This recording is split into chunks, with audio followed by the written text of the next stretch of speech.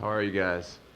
Good. Jon, clearly a long journey for you to get back to this moment, and we could see the emotion immediately after in the cage, but you've had a little chance to let it soak in. I'm sure spend some time with your family. What are the emotions like right now?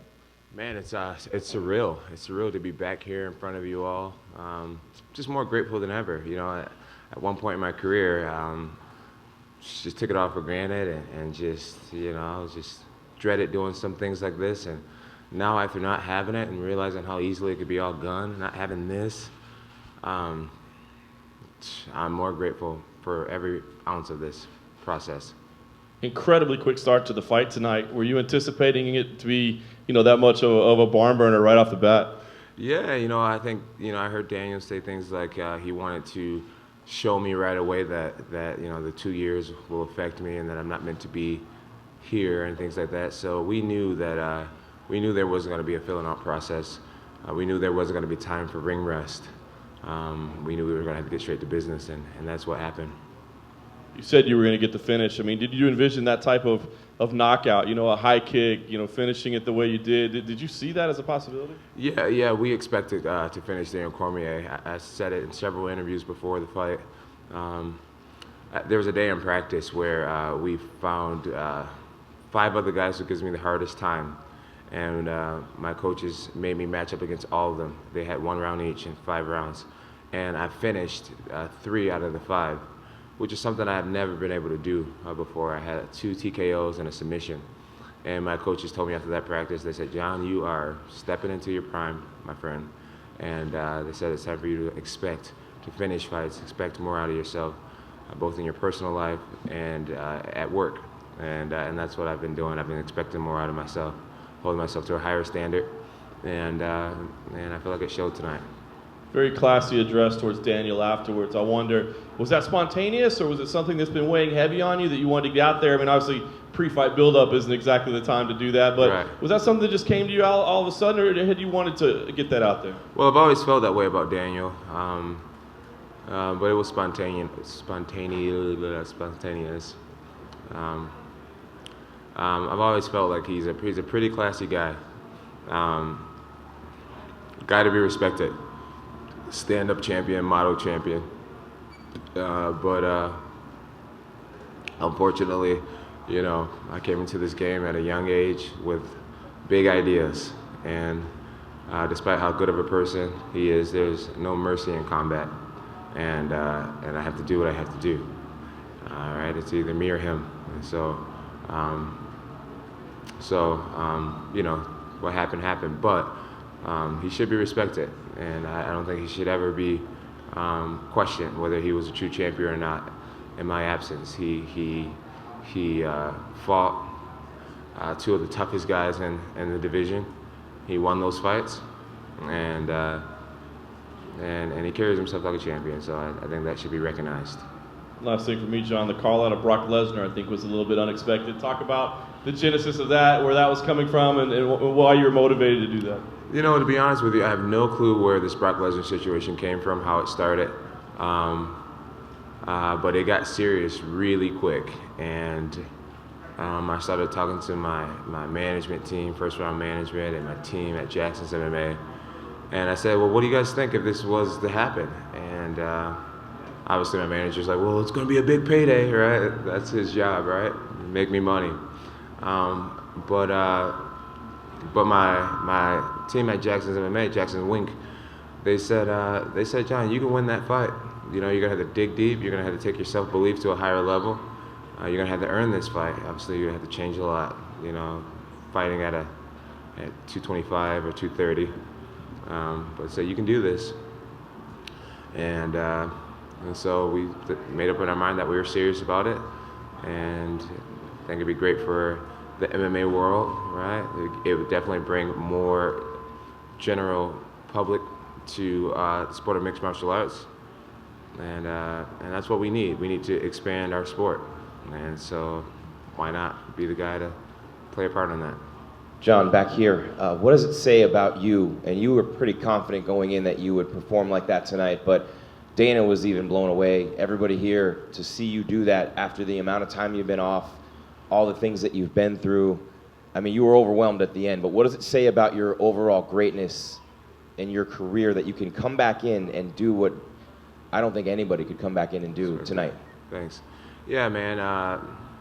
You know, we made a shirt that said "UnBroken," and I've made that my kind of life motto or slogan, whatever, just to be unbroken and to believe in believe in your dreams despite, you know, how you get sidetracked in life. Just to remember why we started this and remember how great we all can be. And yeah, man, it just shows that, man, that you know, that can't be broken, can't bend me, can't break me. And I feel that way right now. I feel stronger than ever. And I hope that this story motivates somebody else to get on their feet and kick some ass in life. That being said, as good as you were tonight, how much better can you be now that you, quote unquote, have your life together and outside of the cage is seeming to be aligned with inside of the cage and you hitting your prime all at the same time? How much better can you be even than you are now? As far as saying I have my life together, you know, life is a day by day thing, you know. You gotta just try to make good decisions, one situation, one day at a time. So, you know, my life is still a work in progress. But I feel like I can be much better. Tonight, defensively, I felt like that I wasn't the sharpest. I got caught with some really, really big punches, some big hooks. Thank God for blessing me with a good chin. But yeah, I feel like the best is yet to come. You know, at age 30, I feel like I'm in my physical and mental prime. And just believing that will allow me to train at a higher level and just expect more out of myself. So I feel like my best years are still ahead of me. And I think it should be very scary to a lot of these light heavyweights that I'm still the youngest guy in the division and I'm going to be here for a long time. I think Kevin started first. I was quick. Respect your elders. Always. Congratulations, Jon. Thanks. Can you compare this, put this in context with your win over Shogun Rua? When you set the record, you become the youngest champion, and that was such a dominant performance, and it's kind of like now, in a way, you come full circle. How do those two compare to you? You know, they were definitely very similar. In a way, it feels like this fight feels like my first championship ever, almost, because I feel like I have a new beginning. You know, I went through such a dark period, and it's depression and all these things, and now the light is here at the end of the tunnel, and I feel like I'm leaving my past behind me, and I'm just, you know, I'm erasing everything that I've done before. I feel like this is the start to a new career, a new championship, and I feel like I want to be a better champion than I was in the past. So I feel like a new champion. This is my time to start all over, and to just be a better champion and be the champion that the fans deserve. So that's how it compares. How much? I'm not sure if that made sense, but it made sense to me. How was your mom in your mind tonight? This is your first fight since you lost your mom. Was that? My mom has been in my mind for sure. Yeah. Glad that she got to watch the fight tonight, front row. She had the best seat in the house, and yeah, I know she'd be extremely proud right now. So yeah, I'm happy. And I just wanted to follow up on one other thing. Do you plan to, if Brock does take the fight, and he said, "Be careful what you wish for, young man." So I told Greg Beecham that. But if he does take the fight, would you think of campaigning as a heavyweight? And if he doesn't come back because of his suspension and everything else he has, you know, a fight with you and Stipe would certainly, you know, he's not that massive heavyweight that a Brock is. Would that be something people have talked to you about, fighting heavyweight a long time? Would you consider campaigning there? I feel like if I was to take a fight at heavyweight, it would be against a person who I felt, me and my coaching staff felt like it was just a perfect matchup for me. Right now, Stipe is looking extremely impressive, and I believe when you get an extremely talented big guy versus an extremely talented little guy, I mean, a lot of the cards are in his favor. At the same time, I fear no man, but I strike for a reason when I strike, and I feel like Stipe is relatively unknown to the general public, so it wouldn't even be a real super fight, in my opinion. I think the MMA fans would be really excited about it, but the general public wouldn't care about that fight.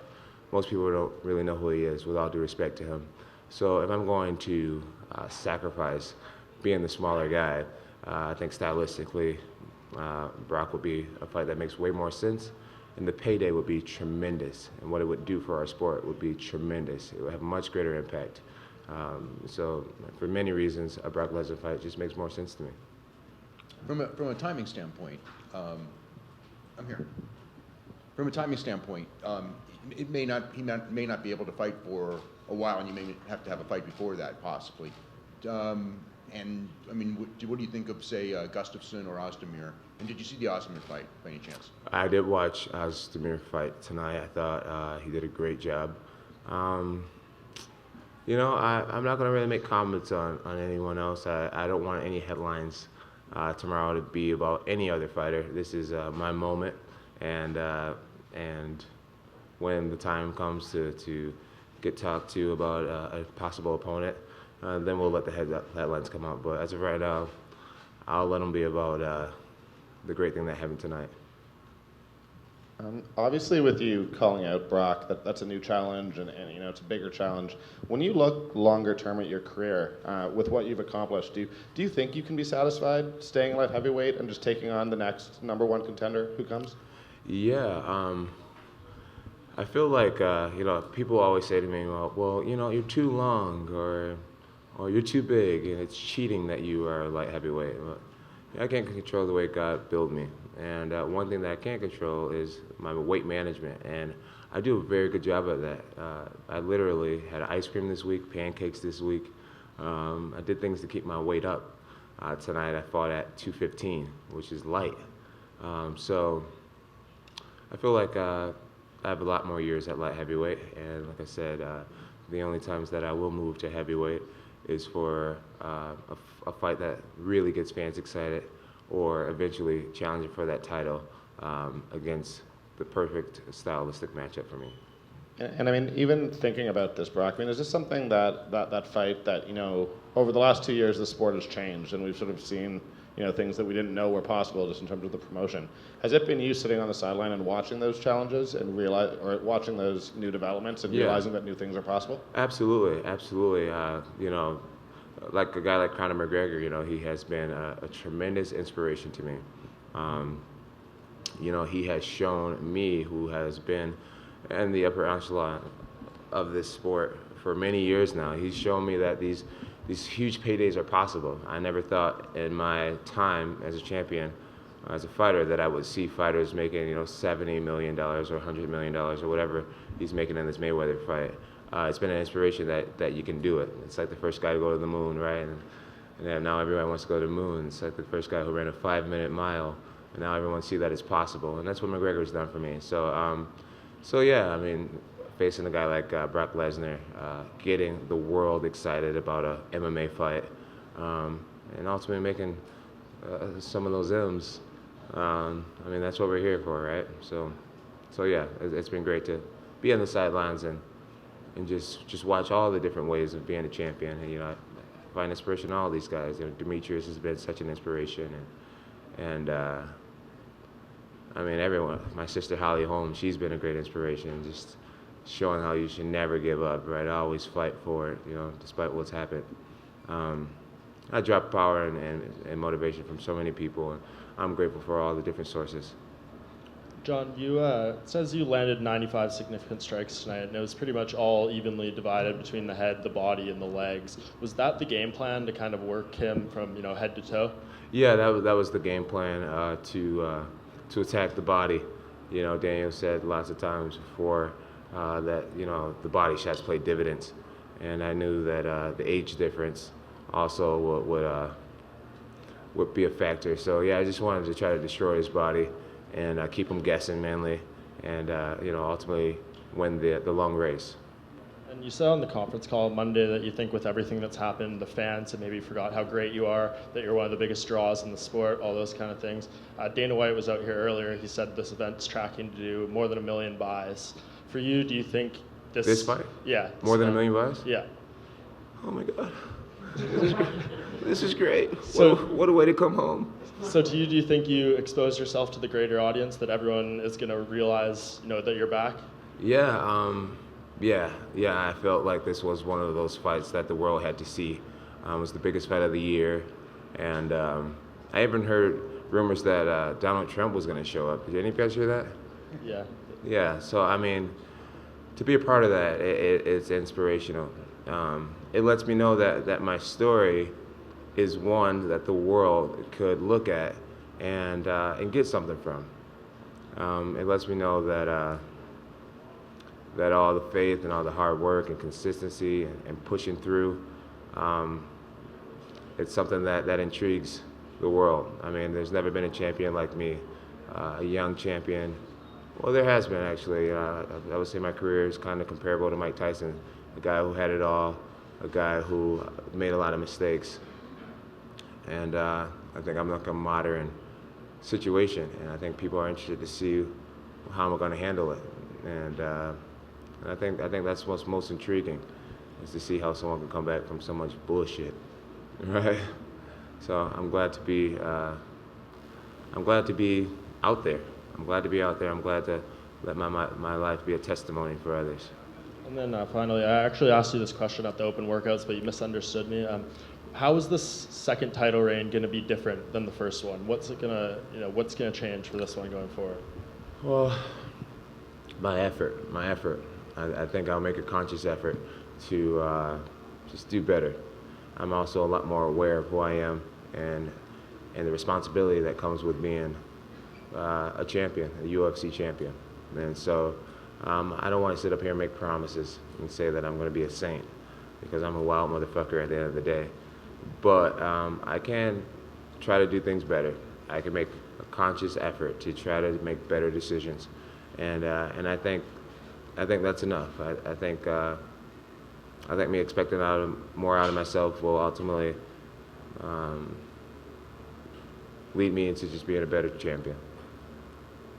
I want to go and see my family and hang out, so I'm going to take off. Oh, look, you got a big old smile, so I'm going to give you your last question. Yeah, first of all, congratulations, champ. You look like Thank you, you sir. haven't spent a day out of the ring, out of the octagon. Thanks. And not only do you look like that, you look like you improved. Why, stylistically, do you think a fight with Brock Lesnar would be super exciting as a super fight to the fans? Well, I just think it's a winnable matchup. Obviously, Brock Lesnar has millions of followers outside of MMA, so that's huge for our sport to kind of steal some of those followers. And I feel like Brock, he has a pretty limited game, and I just think it's a winnable fight, and there's just so much reward that's involved, and I just want to do it.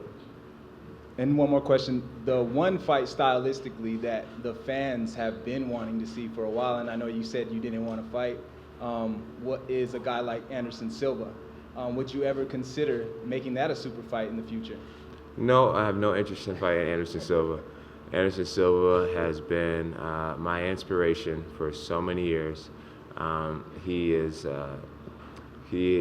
aging, and he is still magnificent, but I would never want to defeat Anderson, and I would never want to be defeated by Anderson. I would love to just have that open vibe that we have, where we can call each other, we can be there for each other, we can support each other for years to come. There's something awesome when you go from being idolizing someone to that person being your friend, and that's what I have in a guy like Anderson. So I want to keep it. Fair enough. God bless you guys.